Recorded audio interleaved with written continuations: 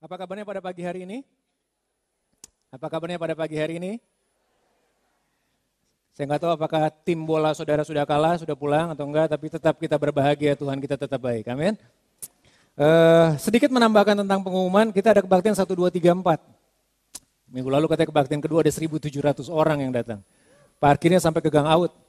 Dan saya bersyukur saudara mau jalan kaki, jogging dulu pagi sampai gereja biar badannya sehat, kemudian dapat firman Tuhan.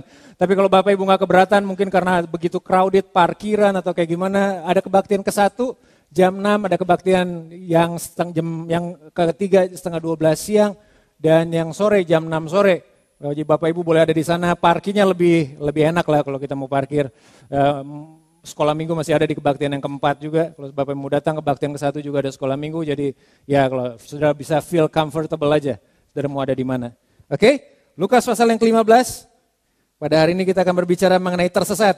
Tadi pagi saya udah bicara mengenai tersesat sebentar. Orang yang gak punya tujuan gak akan pernah tersesat dalam kehidupannya. Ya.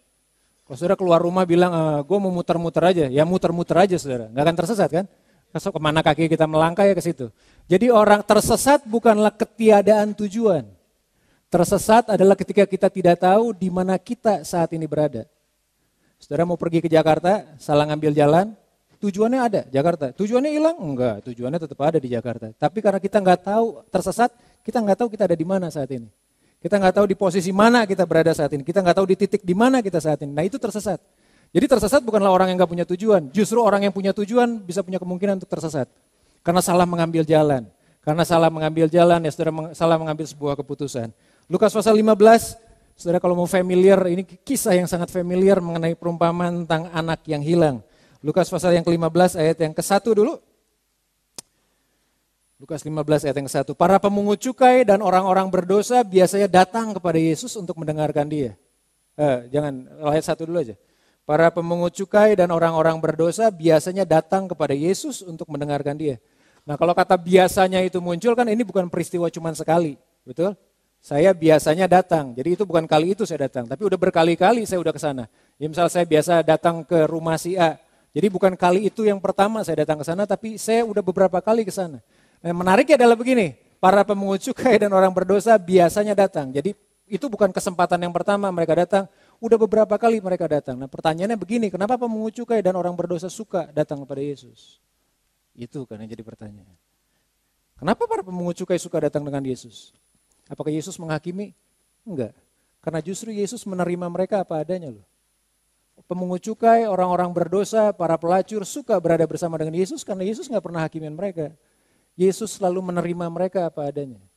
Yesus menerima mereka apa adanya, justru yang paling menolak Yesus adalah para pemuka agama. Dan saya sangat bukan terinspirasi, dengan sangat dikuatkan akan hal kayak gini adalah seringkali kita para pemungut cukai dan orang berdosa biasanya datang loh pada Yesus. Mereka menerima, karena apa? Karena Yesus menerima mereka apa adanya. Karena Yesus menerima mereka apa adanya, karena mereka diampuni seperti apa adanya. Karena para pemungut cukai, orang berdosa nggak perlu dikasih tahu dosanya, mereka udah tahu. Udah tahu dosanya. Saudara pikir mereka yang korupsi nggak tahu dosanya? Tahu. Cuman bedanya nggak ada orang yang mau terima mereka apa adanya. Yesus berbeda. Yesus terima mereka apa adanya. Yesus benci dosanya, yes. Tapi Yesus kasih orangnya loh. Iya. Saya suka sebuah istilah berkata gini, every saint has a past, while every sinner has a future. Setiap orang benar yang menganggap dirinya benar, kita semua kalau saudara menganggap diri saudara benar adalah kita punya masa lalu yang buruk. Iya dong, kita punya dosa di masa lalu. Tapi saudara juga gak boleh lupa bahwa setiap orang berdosa punya masa depan. Setiap orang kita, kalau kita merasa diri kita udah ditebus orang benar, kita juga punya masa lalu. Tapi juga saudara harus mengerti bahwa setiap orang berdosa juga punya masa depan. Jadi kalau ada orang yang suka menghakimi orang lain, jangan-jangan dia tersesat tuh. Apalagi kalau suka menghakimi masa lalu orang lain. Wah itu paling berbahaya tuh, karena Yesus gak pernah hakimi saudara dari masa lalu saudara. No, dia gak menghakimi saudara dari masa lalu saudara. Para pemungut cukai, orang-orang berdosa biasanya datang kepada Yesus. Dan yang kedua adalah begini, siapa yang biasanya datang sama kita? Apakah saudara berada di sekeliling saudara adalah orang-orang berdosa pemungut cukai? Atau mungkin saudara sendirian di sekolah atau di tempat kerja atau di kantor atau dimanapun juga kelihatannya kita minoritas gitu sendiri. Udah Chinese, putih, kurus, hidup gitu ya. Dan kemudian udah gitu Kristen lagi. Udah lengkap banget kan itu kan, kayak gitu Kristen lagi. Terus kita merasa minoritas, no. Saya dan Tuhan adalah mayoritas. You and God are majority. Saudara dan Tuhan walaupun seorang diri tetap mayoritas. Alasan kenapa Tuhan menempatkan saudara, mungkin kalau ada keluarga yang belum mengenal Tuhan, atau teman-teman yang belum mengenal Tuhan, saudara seperti sendirian, yang orang mengenal Tuhan ada di sana, Tuhan sedang menempatkan saudara untuk memunculkan garam dan terang bagi mereka. Itu sebabnya para pemungut cukai suka berada bersama dengan Yesus, mereka suka berada bersama karena mereka Tuhan Yesus menerima mereka apa adanya. Lukas 15 ayat yang pertama, kita loncat ayat yang ke-11, inilah kisah mengenai anak yang hilang. Perumpamaan tentang anak yang hilang. Nah, konteksnya memang Yesus sedang berbicara dengan para pemungut cukai, orang-orang berdosa. Kemudian ada ahli Taurat. Nah, yang 15 ayat yang pertama. Yesus berkata lagi, ada seorang mempunyai 2 anak laki-laki. Udah tahan di situ dulu. Yesus berkata lagi, ada seorang mempunyai 2 anak laki-laki. Nah, Alkitab seringkali menulis tentang hal seperti gini. Certain man, ada orang tertentu, ada seseorang yang mempunyai 2 orang anak laki-laki.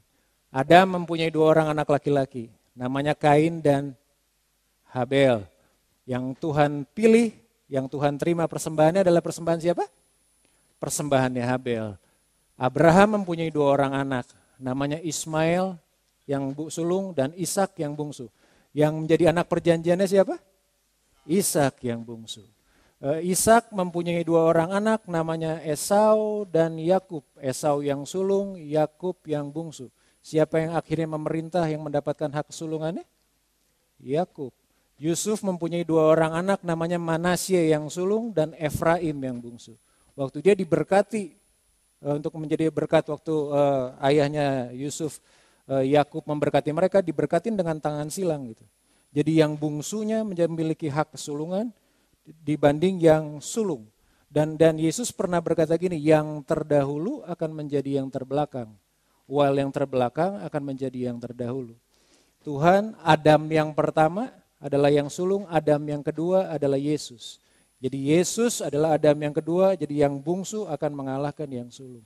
Dalam diri setiap saya dan saudara ada 2 orang manusia sebetulnya. Bukan bicara mengenai fungsi kayak orang skizofrenik kelainan jiwa, no.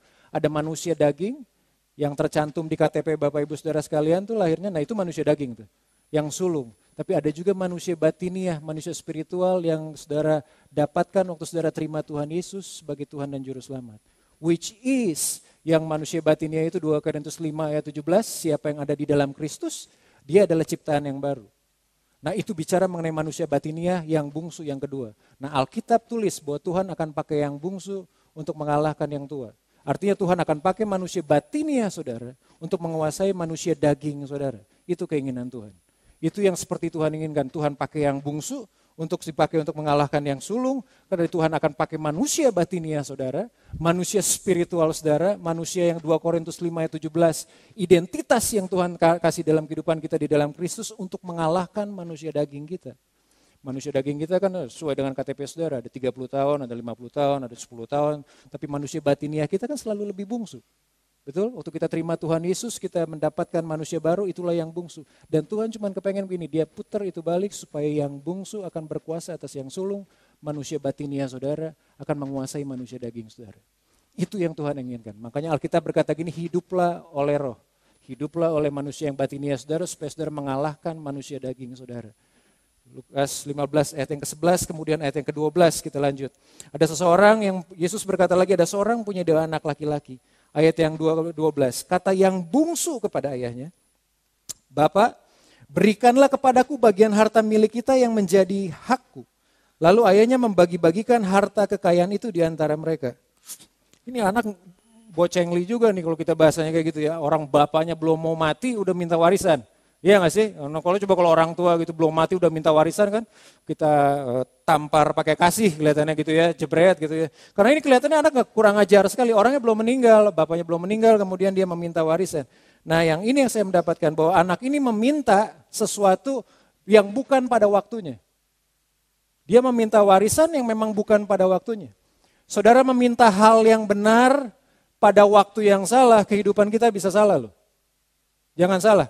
Ayat ini berkata meminta hal yang benar, cuman timingnya salah, waktunya salah adalah hal yang salah. Saudara punya anak umur 5 tahun lagi suka masak gitu ya, anak kecil kemudian karena suka masak kan harus potong pakai pisau. Kemudian dia datang kepada Bapak Ibu Saudara sekalian, Papa minta pisau yuk. Saudara mau kasih apa enggak? 5 tahun loh, 5 tahun ya, bukan 50 tahun, 5 tahun. Saya harus mikir-mikir kali kalau ngasih pisau. Karena apa? Apa yang saya kasih itu nanti akan mencelakakan dia. Betul nggak? Apa yang kita kasih akan mencelakakan dia. Dia sedang meminta sesuatu yang bukan pada saat yang tepat. Hubungan suami istri sebelum pernikahan itu meminta sesuatu bukan pada saat yang tepat. Yes, saya banyak anak muda kan. Hubungan seks di luar pernikahan adalah saudara sedang meminta sesuatu bukan pada saat yang tepat. Yang terjadi adalah rusak kehidupan. Rusak kehidupan. Iya. Kita seringkali di luar di luar bisa berkata ya, iya dong, nggak apa-apa kalau hubungan kayak gini nggak perlu menikah dulu. Ya kalau nggak jodoh kan kita bisa pisah masing-masing. Kalau nggak cocok kan kita bisa tuker.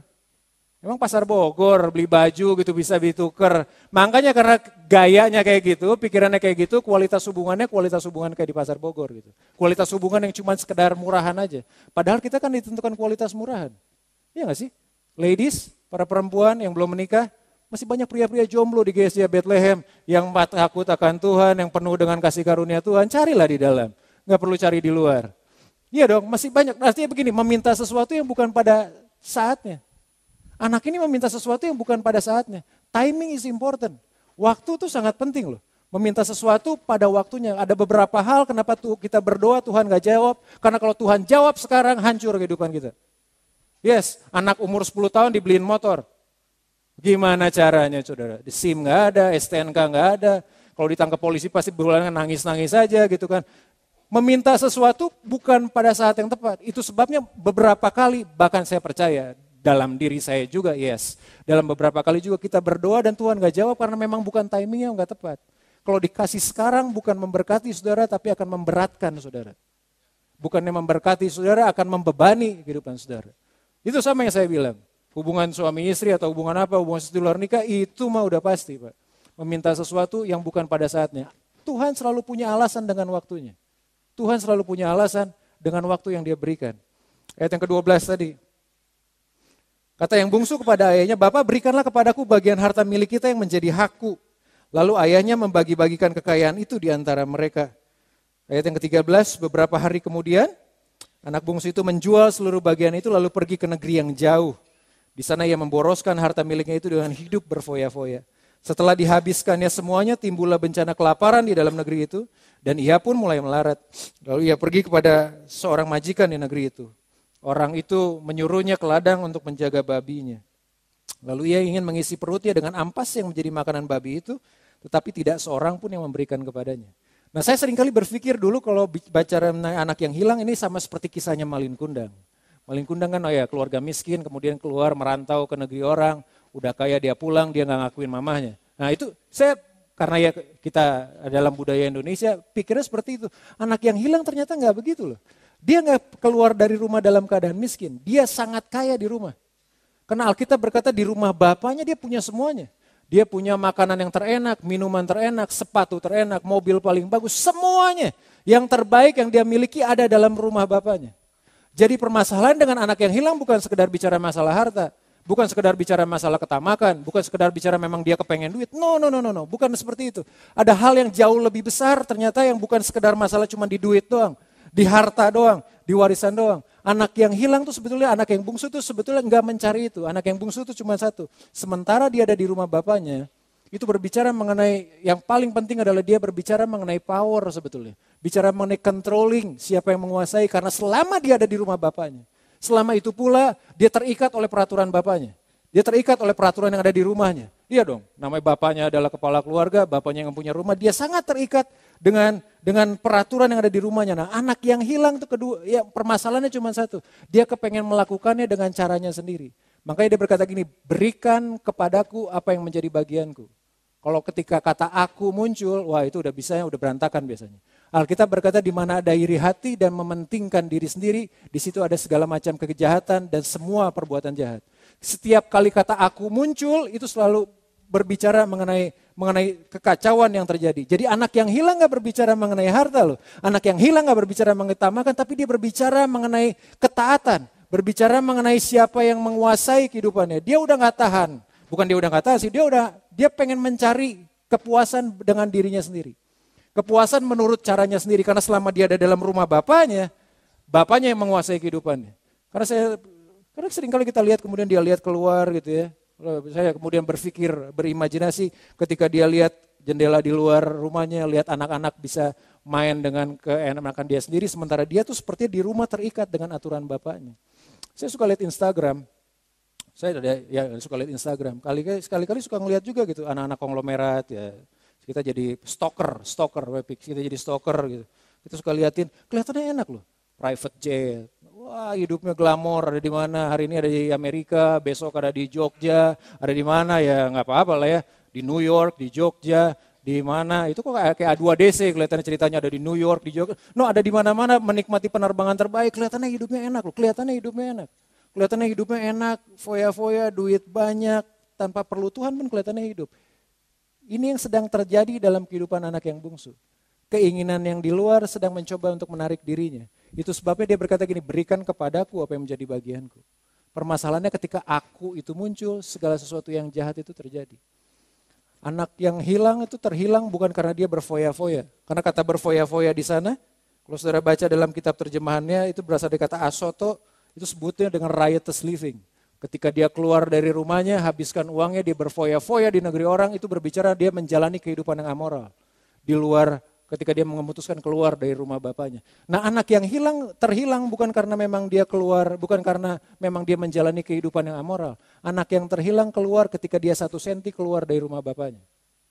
Ketika dia memutuskan diri untuk keluar dari rumah bapaknya, di sana dia terhilang. Di sanalah dia tersesat. Anak yang hilang ini padahal di rumah bapaknya dia mendapatkan yang terbaik yang dia miliki. Hanya karena dia ingin menjalani kehidupannya seperti dirinya sendiri, sesuai keinginannya, dia memutuskan keluar dari rumah bapaknya. Yesaya 53 ayat yang ke-6. Ini akan menerangkan kepada saudara. Yesaya 53 ayat yang ke-6. Kita sekalian sesat seperti domba. Seperti apa itu sesat seperti domba? Masing-masing kita mengambil jalannya sendiri. Waktu saya dan saudara lebih memilih masing-masing melakukan mengambil jalan kita sendiri dibandingkan tinggal dalam rumahnya Bapa, di sanalah kita tersesat. Di sana saudara tersesat. Di sana saudara akan kehilangan semua hal terbaik yang saudara bisa miliki. Anak yang bungsu terhilang bukan sekedar waktu dia berfoya-foya. Anak yang bungsu terhilang ketika dia memutuskan untuk keluar dari rumah bapaknya. Ketika saudara dan saya memutuskan keluar dari sebuah hubungan dengan Tuhan. Oh hari ini saya temuin begitu banyak pendeta juga yang banyak, ya dengar aja sih. Dari beberapa teman-teman yang banyak juga pendeta yang sengaja keluar dari rumah, dari sebuah atmosfer lingkungan tinggal dalam Tuhan, kemudian hidupnya jadi amburadul, banyak loh Pak. Saya punya teman beberapa anak pendeta juga yang hidupnya gak karuan juga banyak. Padahal mata-mata karena memutuskan untuk keluar dari hadiratnya Tuhan. Memutuskan keluar dari hubungannya dengan Tuhan. Padahal Yesus dengan sangat jelas, dengan sangat tegas, singkat tapi padat, dia cuma berkata gini, di luar aku kamu gak bisa buat apa-apa. Di luar Yesus kita gak bisa buat apa-apa. Tapi kok masih banyak orang yang hidup sih di luar? Yes, hidup itu bukan sekedar berbicara mengenai hidup fisik, tapi berbicara mengenai hubungan sosial, hubungan pribadi, hubungan pertemanan, hubungan keluarga, itu berbicara mengenai hal itu. Anak yang bungsu terhilang ketika dia keluar dari rumah bapaknya. Saudara bisa bayangin gak? Dari yang punya makanan terbaik yang ada di mejanya, kemudian dia keluar terhilang, sampailah dia di kandang babi. Sampai di kandang babi. Kalau saudara memutuskan untuk keluar dari jalurnya Tuhan, hati-hatilah. Jangan-jangan saudara akan berakhir di kandang babi. Jangan-jangan kita bisa berakhir di tempat yang kita gak suka untuk kita ada di sana. Jangan-jangan kita bisa berada di tempat yang kita benar-benar gak suka ada di sana. Bayangin, kalau di rumah bapaknya dia bisa makan babi yang terbaik. Mungkin, kalau dia makan babi ya, bisa makan babi yang terbaik. Sekarang ketika dia memutuskan keluar dari rumah bapaknya, dia ada di kandang babi loh. Di sini dia memang makan dengan babi panggang. Di sini dia makan dengan babi juga. Cuman babi hidup ibaratnya. Bukan babi panggang, ini babi hidup. Cuman kita gak makan babinya loh. Cuman mau makan makanan babi. Mau makannya makanan babi. Keluar dalam hadiratnya Tuhan akan mendowngrade turun kualitas hidup saudara. Waktu kita memutuskan untuk keluar dari sebuah hubungan atmosfer pribadi dengan Tuhan, yang terjadi kita nggak mungkin nggak rasakan. Yes, nggak rasakan langsung seketika kemudian saudara jadi ada di kandang babi. Enggak juga kayak begitu. Tapi lambat kelaun saudara akan berjalan sampai pada titik di mana saudara harusnya saudara bisa mendapatkan yang terbaik yang di sini, saudara justru mendapatkan yang paling buruk yang ada di sini. Kualitas kehidupan akan menurun, kualitas hubungan akan menurun, kualitas hidup kita akan selalu menurun. Setiap kali kita keluar dari jalurnya Tuhan, selalu kualitas kehidupan kita kualitas kita, cara kita berbicara, cara kita berpikir, cara kita berhubungan, itu akan selalu terganggu. Kenapa? Karena kita memutuskan keluar dari sumber kehidupan. Kita memutuskan keluar dari rumah Bapa loh. Bapa berikan yang terbaik, yang Bapa inginkan cuma ketaatan aja. Tapi ketika kita memutuskan seperti domba sesat itu keluar dan memilih jalannya sendiri, berakhir di kandang babi, untuk makan makanan babi aja gak mungkin. Untuk makan makanan babi aja gak boleh. Suruh bisa bayangin gak jauhnya. Kualitas kehidupannya gimana turunnya begitu jauh. Sampai pada satu titik di mana kandang babi. Nah saya percaya kandang babi bukannya hukuman Tuhan. Justru kandang babi adalah bicara kasih karunia-Nya Tuhan. Kalau nggak ada kandang babi mati dia nih. Tapi di kandang babi terjadi sesuatu. Kita hidup pada satu hari. Ya, saudara lahir satu hari kan. Saudara nggak ada yang lahir berhari-hari kan. Satu lahir jeret ada satu hari gitu kan. So, kita sekolah satu hari. Maksudnya masuk sekolah SD kan satu kali. Kemudian kita lahir satu kali. Kita juga menikah satu kali. Kok diam sih menikah satu kali, kalau udah menikah memang mau berkali-kali. Cukuplah satu kali. Menikah satu kali, kemudian kita juga mati satu kali. Dan kita juga memulai sebuah perubahan pada satu hari. Ada satu hari setelah dia mengalami kehidupan yang turun sampai ada di kandang babi. Yesus sebetulnya mengingatkan peristiwa anak yang hilang kandang babi sama seperti Yunus. Kalau saudara tahu cerita Yunus, Tuhan panggil dia ke Niniwe, dia pergi ke Tarsis. Akibat dari itu adalah dia harus laut bergelora. Jadi seringkali Tuhan pakai, justru laut bergelora itu bukan karena Tuhan mau hukum Yunus. Justru karena Tuhan mengasihi Yunus. Kemudian Yunus akhirnya dibuang. Ketika dibuang datanglah ikan besar. Ada orang bilang ikan paus, saya nggak tahu lah punya ikan besar dia masuk. 3 hari ada di perut ikan. Saudara bayangin 3 hari di perut ikan? Udah pernah makan ikan, perutnya ikan? Kita aja makan perutnya ikan nggak mau kelihatannya. Ini ada di perut ikan loh. Dan masih hidup lagi. Nah itu sama seperti anak yang hilang tadi ada di kandang babi. Tapi Tuhan, saya sangat suka dengan Tuhan, sangat bahagia dengan Tuhan yang kita sembah adalah justru pada titik di mana saudara datang pada Tuhan, di titik di sanalah pemulihan saudara terjadi. Di titik di mana kita merasa ini titik yang paling jauh nih, gue udah berdosa, udah hancur-hancuran, udah gak bisa ngapa-ngapain lagi. Tapi di titik di sana saudara mulai datang pada Tuhan, Tuhan akan berlari untuk mendapatkan saudara. Ayat selanjutnya, ini titik yang penting. Ayat yang ke-17. Ayat yang ke-17. Lalu ia menyadari keadaannya. Lalu anak yang bungsu menyadari keadaannya. Itu bahasa Inggrisnya when he think in his mind. Waktu dia berpikir dalam dirinya. Tadi saya bilang buat saudara, orang yang tersesat bukanlah orang yang gak tahu tujuan. Tapi orang yang gak tahu di mana dia sekarang. Anak yang hilang nih tahu. Lalu ia menyadari keadaannya. Dia lihat, teman gue harusnya nggak babi-babi deh, kelihatan harusnya makan babi, bukan artinya harus temenan sama babi, duduk di sini babi, pakaian compang-camping, baunya bau babi, kayak gimana, nggak enak sekali. Kemudian dia bilang, lalu ia menyadari keadaannya. Ada titik di mana saudara untuk duduk diam. Makanya saya tadi bilang di kebaktian yang pertama, waktu pribadi dengan Allah itu waktu yang penting loh. Waktu saudara sendirian bersama dengan Tuhan, dan saudara mulai berpikir, ada di mana gue? Sebetulnya gue ada di mana sih? Waktu Adam jatuh ke dalam dosa, saya pernah cerita, Tuhan cuma bertanya gini, ada di mana engkau? Dia nggak bertanya, lu lagi buat apa bos? Enggak, ada di mana engkau? Itu waktu Tuhan bertanya ada di mana engkau, sebenarnya sedang bertanya ada di mana hubunganmu dengan Tuhan? Ada di mana hubunganmu, posisimu dari jarak engkau jatuh saat ini dalam dosa, sampai jarak destinimu sejauh itu ada di mana posisi Tuhan? Dan itu pertanyaan yang sama, ada di mana? Nah anak ini mulai menyadari keadaannya, kemudian dia berpikir, boleh munculin ayatnya? Anak yang bungsu itu menyadari keadaannya, kemudian kita berkata kemudian berpikir dalam hati, katanya betapa banyaknya orang upahan Bapakku yang berlimpah-limpah makannya, tapi aku di sini mati kelaparan. Dia mulai berpikir. Ketika keadaan udah mulai sulit, seringkali Tuhan pakai keadaan sulit untuk membuat kita berpikir. Yes, seringkali Tuhan pakai kesulitan untuk membuat kita berpikir. Bukan mata-mata Tuhan mau menghukum saudara, tapi membuat kita berpikir ada di mana kita. Ada di mana posisi kita dalam kehidupan. Tuhan izinkan seringkali kesulitan terjadi dalam hidup saudara, sakit penyakit terjadi dalam kehidupan saudara. Kenapa kehidupan kau nggak berjalan mulus-mulus saja gitu? Berjalan tuh lurus gitu, ada matahari, ada bunga, ada semuanya warna-warni, ada semuanya burung-burung di mana. Itu kan cuma ada di film doang kelihatannya. Semua kehidupan tuh kelihatannya baik-baik aja. Tiap kali ketemu tiang kita nyanyi, tiap kali ketemu pohon kita nyanyi. Itu kayak di film-film India kan bagus banget. Iya bagus banget kelihatannya untuk hal seperti gitu. Kenapa nggak kehidupan seperti kayak begitu sih? No. Bagi Tuhan adalah begini, yang lebih penting adalah apakah kita berjalan bersama dengan Dia dalam tengah kehidupan kita. Karena Tuhan cuma berjanji sekalipun kita berjalan dalam lembah bayang-bayang maut, dia menyertai kita loh. Sekalipun kita sedang berada dalam kesusahan, vonis dokter berkata cancer bos. Tuhan tetap berjalan di sana tuh. Tuhan tetap ada di samping kita tuh. Ketika kita berkata, wah anak bermasalah dengan anak, Tuhan ada di sana tuh. Tuhan ada di sana. Bukan seberapa cerah kehidupan kita, tapi seberapa dekat Tuhan sedang berjalan kepada kita. Seberapa dia sedang berjalan bersama dengan saudara di tengah situasi kehidupan yang sulit. Saya dapatin adalah begini, cuman orang yang bersyukur yang bisa melihat hal positif bahkan di tengah hal negatif sekalipun. Waktu kita bersyukur, waktu kita merasakan Tuhan hadir di tengah-tengah kita mulai berpikir posisi kita bahwa kita gak pernah ditinggalkan sendiri oleh Tuhan, di sanalah saudara akan menemukan jawaban saudara. Anak yang hilang ini menemukan jawabannya di kandang babi. Ketika dia mulai berpikir orang upahan bapakku lebih bagus hidupnya dibanding gua nih. Lebih keren, lebih asik kehidupannya, bisa menikmati makanan yang bagus, sedangkan dia di sini mati kelaparan.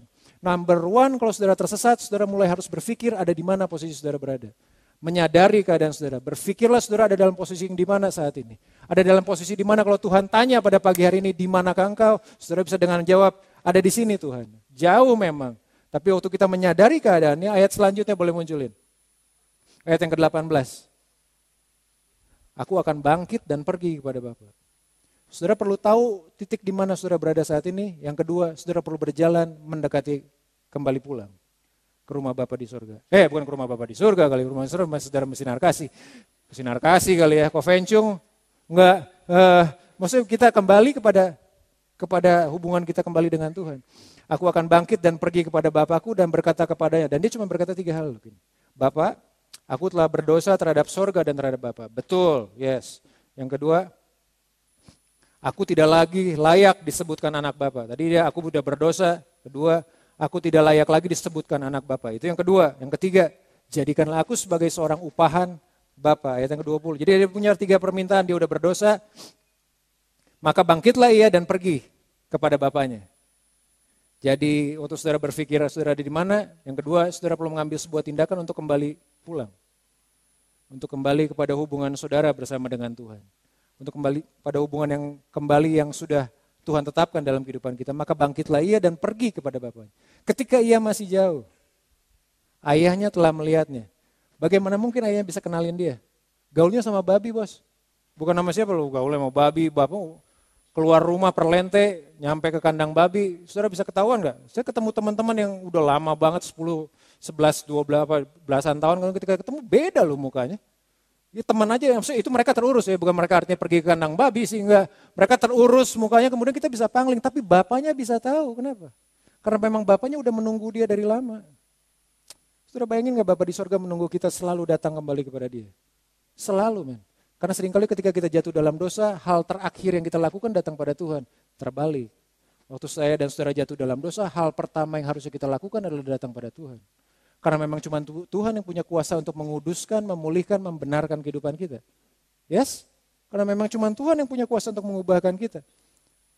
Ayat yang tadi kok, maka bangkitlah ia dan pergi kepada bapaknya. Ketika ia masih jauh, ayahnya telah melihatnya. Lalu tergeraklah hatinya oleh belas kasihan. Ayahnya itu berlari mendapatkan dia. Lalu merangkul dan mencium dia. Ayatnya ditahan aja. Ayahnya itu berlari mendapatkan dia. Berlari mendapatkan anaknya. Oke lah berlari mendapatkan anaknya. Merangkulnya. Bau babi loh. Bau babi. Merangkulnya. Yang ini loh. Dicium. Saya nggak jamin deh. Saudara bau mulut aja kelihatan nggak mau orang deket-deket. Ini bau babi loh. Tapi itu menunjukkan begini, loh Bapak terima kita apa adanya. Bapak terima kita apa adanya. Bapak gak berkata gini, mandi dulu pakai bunga 7 hari 7 malam, bunga kembang, lu berendam, shower, pergi ke salon dulu, gunting rambut, baru datang pada gue.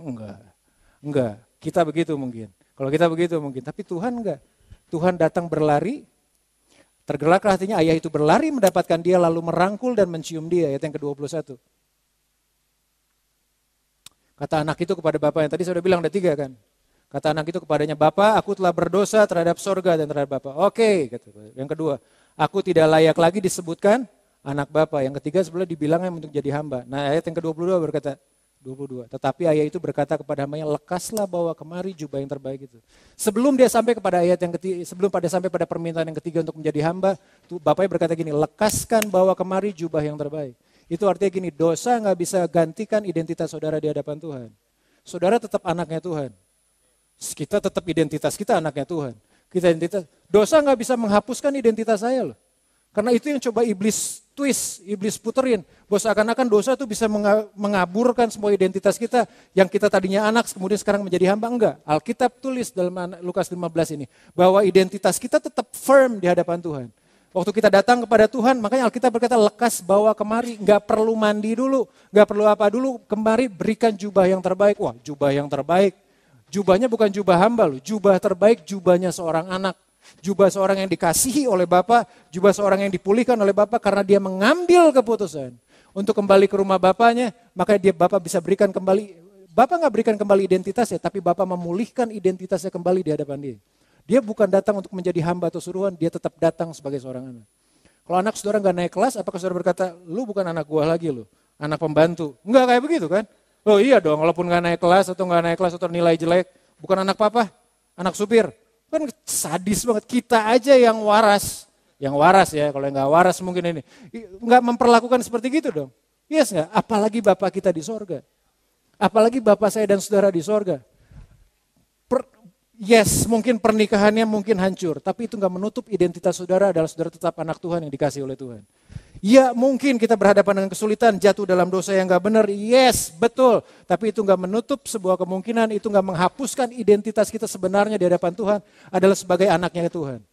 Karena krisis yang terjadi hari-hari ini bukan sekedar krisis energi loh Pak. Bukan sekedar krisis pangan, krisis energi, krisis keuangan. No, krisis yang menjadi dasar, the bottom line of all that crisis adalah krisis identitas. Identitasnya yang sedang diserang. Karena kalau identitas yang paling awal bisa diserang, yang lain akan diserang. Yang lain akan mudah dihancurkan. Anak yang hilang ini memiliki gambaran bahwa kalau gue udah jatuh ke dalam dosa, identitas gue hilang. No, bagi Tuhan identitas saudara sebagai anak yang dikasih oleh Tuhan. Yang saudara perlukan adalah kembali lagi kepada rumah Bapa. Makanya Yesus bertemu dengan seorang pelacur yang dibawa oleh seorang perempuan berzina dibawa oleh ahli Taurat. Yesus cuma berkata gini, oke, yang lain kan para ahli Taurat udah pulang, pergi jangan buat dosa lagi. Pergi jangan kembali lagi pada titik yang sama. Anak yang hilang harus kembali pulang ke rumah. Bapaknya berkata gini, coba munculin ayat itu tolong Kak.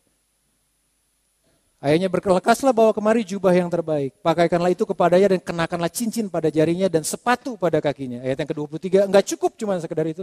Ambillah anak lembu tambun itu, tadi mau makan sama babi hari kemarin. Mau makan sama babi, makan ampas babi enggak ada. Kemudian dia datang kembali kepada pulang. Ambillah anak lembu tambun itu, sembelihlah dia. Marilah kita makan dan bersuka cita, ayat yang ke-24. Sebab anakku ini telah mati. Mati dia. Hidup fisiknya. Mati hubungannya. Ketika dia mati hubungannya, mati semuanya. Ketika dia memutuskan keluar dari rumah Bapak, kualitas kehidupannya udah mulai menurun tuh. Secara finansial, secara spiritual, secara sosial, secara hubungan, semuanya udah downgrade turun ke bawah. Nah ketika dia memutuskan untuk kembali datang kepada Bapak kembali lagi datang kepada ke rumahnya, anakku ini telah mati. Kemarin waktu dia keluar, dia mati. Maka saudara, saya berkata buat saudara, Yesus cuma bilang gini, di luar aku, kamu gak bisa buat apa-apa. Sebelum dia sedang berkata gini, di luar aku, kamu gak bisa hidup deh. Karena dia menggambarkan dirinya sebagai pohon dan kita adalah ranting. Saudara mau patahin ranting, lepasin dia dari pohon, mati ranting. Gak perlu itu pakai teknologi kayak gimana, saudara mau cabut, patahin pohon, dilepasin, mati udah. Nah itu yang sedang Tuhan bilang, anakku ini telah hilang, kemudian kembali anakku ini telah mati. Nah anak lembu tambun itu menarik tuh sebetulnya. Karena biasanya orang Israel tuh punya sebuah kebiasaan, sebuah tradisi, mereka akan punya ternak yang satu ternak yang memang di-keep, dijaga, dipelihara betul-betul untuk supaya ada tamu istimewa yang datang. Itu bukan sembarang lembu jadinya, bukan sembarang lembu aja, tapi lembu tambun itu artinya lembu yang fatted calf namanya, yang benar-benar dipelihara dengan baik supaya nanti kalau ada tamu istimewa datang, nah itu tuh yang dikorbanin.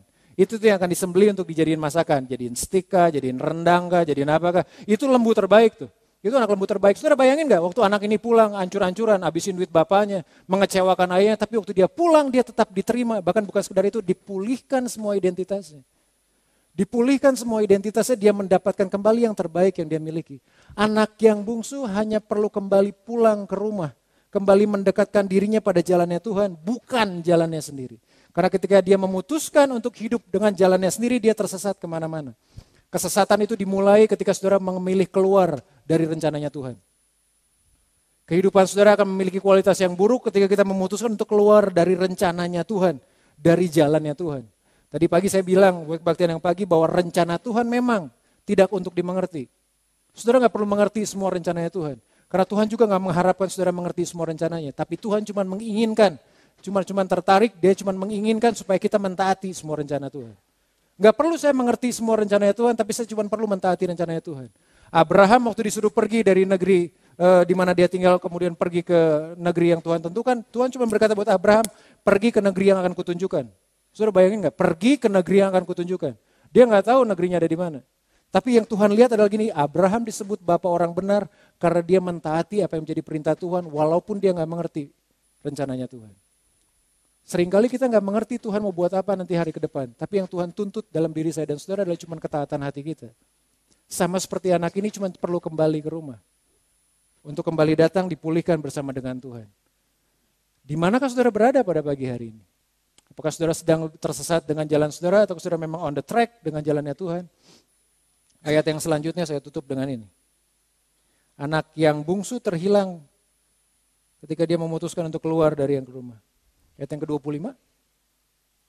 Tetapi anaknya yang sulung berada di ladang. Dan ketika ia pulang dan dekat ke rumah, ia mendengar bunyi seruling dan nyanyian tari-tarian. Ayat yang ke-26. Lalu ia memanggil salah seorang hamba dan bertanya kepadanya, apa artinya semuanya itu? Ayat selanjutnya. Jawab hamba itu, adikmu telah kembali. Ayahmu telah menyembelih anak lembu tambun karena ia mendapatkannya kembali dengan sehat. Maka marahlah anak sulung itu. Dan ia tidak mau masuk. Lalu ayahnya keluar dan berbicara dengan dia. Ayat yang ke-29. Tapi ia menjawab ayahnya katanya, telah bertahun-tahun aku melayani Bapa dan belum pernah aku melanggar perintah Bapa. Tapi kepadaku belum pernah Bapa memberikan seekor anak kambing untuk bersukacita dengan sahabat-sahabatku. Tapi baru saja datang anak Bapa yang telah memboroskan harta kekayaan Bapa bersama-sama dengan pelacur-pelacur. Maka Bapa menyembelih anak lembu tambun itu untuk dia. Kata ayahnya kepadanya, anakku, engkau selalu bersama-sama dengan aku dan segala kepunyaanku adalah kepunyaanmu. Kita patut bersukacita dan bergembira karena adikmu telah mati dan menjadi hidup kembali. Ia telah hilang dan didapat kembali. Anak yang bungsu memilih jalan keluar dari rumah bapaknya, kemudian dia terhilang. Tapi ada satu anak juga sebetulnya yang terhilang, adalah anak yang sulung. Anak yang sulung terhilang di rumah loh. Saudara bayangin gak, ketika anaknya kembali, andai adiknya yang bungsu kembali, bapaknya siapkan semua pesta untuk dia, semua lembu yang tambun pada dia datang kemudian lihat ada apa ini semua. Oh ini anak adik lu yang bungsu baru pulang nih, karena adiknya yang bungsu baru pulang, terus kemudian dia marah loh. Sebagai kakak kalau kita waras ya, kalau kita waras lah, adik kita nih ancur-ancuran hidupnya, datang kembali ke rumah saudara terima? Yang waras mah terima harusnya, iyalah. Iya, harusnya sih terima, tapi anak yang bungsu ini enggak. Anak yang sulung ini enggak terima, dia bahkan marah loh sama adik bungsunya. Dia enggak sekedar terhilang, dia enggak pernah tinggalin rumah. Dia enggak pernah kehilangan bapaknya selalu bersama dia, tapi dia kehilangan identitas dirinya. Dia kehilangan siapa dia sesungguhnya. Jangan-jangan kita bisa terhilang sementara kita ada dalam rumah Tuhan loh.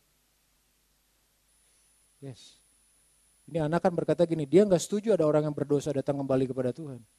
Berapa banyak ada orang di sini sih nggak ada saya pikir. Kalau ada orang bertobat, koruptor bertobat gitu, kita sangat benci untuk mereka ada di dalam rumah Tuhan karena mereka bertobat. Hati-hati. Kita mungkin gak main pelacur, sama seperti anak bungsu itu. Yang sulung mungkin gak main pelacur, gak menjalani kehidupan yang gak benar. Tapi jauh di dalam hati dia menyimpan kebencian. Jauh di dalam hati dia memiliki sebuah sikap yang mengasihani dirinya. Karena dia berkata gini, buat aku Bapak, ayatnya munculin ayat yang tadi. Sebelumnya lagi, 30 dan 29.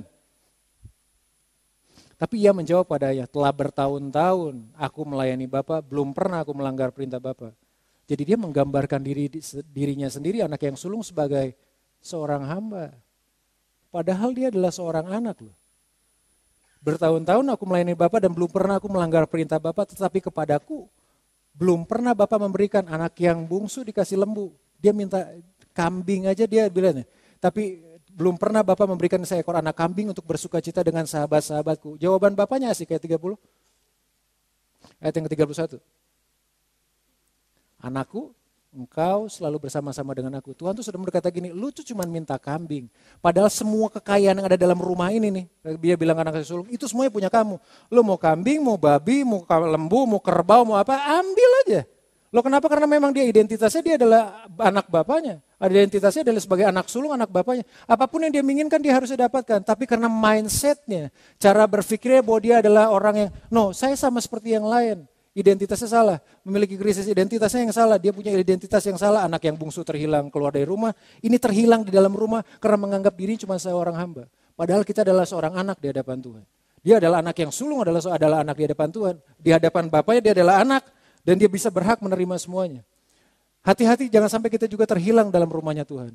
Sebelum kisah tentang anak yang hilang ini di ayat atasnya ada berkata mengenai dirham yang hilang. Koin yang hilang. Domba yang hilang tuh terhilang di luar kandang. Anak yang bungsu terhilang keluar dari rumah. Koin yang hilang tuh koinnya hilang di dalam rumah. Hati-hati dengan pelayanan Bapak Ibu Saudara sekalian. Jangan sampai ketika kita melayani justru kita ditolak oleh Tuhan. Kalau saudara baca Nats hari ini Matius 7. Bukan orang yang berseru kepadaku Tuhan, Tuhan yang akan masuk dalam kerajaan surga. Tapi mereka yang melakukan kehendak Bapa di surga. Jangan sampai waktu kita melayani ketika kita datang pada Tuhan, aku gak kenal kamu. Kenapa? Karena memang aku gak pernah kenal. Gak pernah kita berhubungan kan? Gak pernah datang pada Tuhan. Ya? Sangat mungkin kita melayani untuk Tuhan, tapi gak melayani dengan Tuhan. Mungkin. Saya bisa melakukan semuanya untuk Tuhan, dan bukan melayani dengan Tuhan. Tuhan mau kepengen kita melayani dengan Tuhan. Jadi ada Tuhan yang berjalan bersama dengan kita yang melakukan pekerjaan-pekerjaan yang terjadi dalam kehidupan. Bukan sekedar melayani untuk Tuhan, tapi melayani dengan Tuhan. Your relationship matters. Bahwa hubungan saudara sangat penting. Kembali lagi ke rumah, kembali lagi pada di mana saudara berada pada pagi hari ini, di titik mana saudara sedang berada. Apakah kita sedang memilih jalan kita masing-masing? Ataukah kita sedang memilih berada pada jalannya Tuhan? Dan keputusan itu ada dalam kehidupan kita semua. Kalau kita seperti anak yang bungsu itu sedang terhilang, keluar dari rumah Bapa adalah saat yang tepat untuk kembali lagi pada rumah Bapa. Saudara nggak mau kesembuhan kita, berkat kita, promosi kita, kemuliaan kita itu datangnya daripada Tuhan, bukan dari yang lain. Saudara perlu cari itu di tempat yang tepat. Saudara perlu cari itu di tempat yang tepat, di jalan yang tepat, di rumah yang tepat, di komunitas yang tepat, di atmosfer yang tepat. Karena di sanalah identitas kita sesungguhnya ada sebagai anak-anaknya Tuhan. Mari kita datang pada Tuhan pada pagi hari ini. Saya mengundang kita semua bangkit berdiri.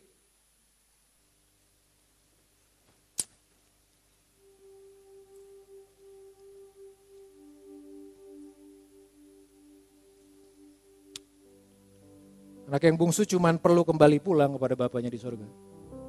Kembali pulang pada hubungannya dengan ayahnya. Kita juga cuman perlu kembali datang pada Tuhan. Alkitab berkata sehancur apapun saudara, kalau saudara datang pada Tuhan, Tuhan tetap berlari mendapatkan kita. Itu hebatnya Tuhan. Dia gak cium bau dosa saudara, tapi waktu saudara melangkahkan kaki untuk menuju Tuhan, kembali lagi pada Tuhan, Tuhan berlari mendapatkan kita. Tersesat, yes, mungkin sekarang tersesat. Tapi ambil sebuah keputusan untuk kembali datang kepada Tuhan. Kasihnya jauh lebih besar daripada dosa saudara. Kasih dan kemurahan Tuhan jauh lebih besar daripada dosa yang saudara lakukan. Saya gak berkata bahwa kalau gitu kita bisa berdosa setiap kali aja. No. Kita cuma berkata bahwa sama seperti Yesus berbicara pada perempuan yang kedapatan bersinah. Pergi, jangan buat dosa lagi. Tapi saya harus beritahu buat saudara, kegagalan saudara yang terbesar. Itu gak lebih besar daripada kasihnya Tuhan. Bahwa kasih Tuhan selalu jauh lebih besar daripada kegagalan saudara, daripada dosa yang saudara hadapi, daripada segala kesulitan yang saudara hadapi. Kasih Tuhan jauh lebih besar. Kembali kepada kasihnya. Kembali pulang kepada Bapa. Kembali pulang pada hubungan itu yang hubungan dengan Tuhan itu kembali lagi dipulihkan. Dan saya percaya, sementara kita berjalan dalam jalannya Tuhan, adalah sangat gampang untuk Tuhan memberkati saudara, menolong saudara, memulihkan saudara, bahkan dalam situasi sulit yang sedang saudara hadapi. Gembala yang baik selalu beserta dengan kita. Pagi hari ini mari kita datang pada Tuhan. Cuman perlu datang pada Tuhan. Mengakui kita berada di mana dan kemudian kembali lagi kepada Tuhan. Terima kasih Tuhan Yesus.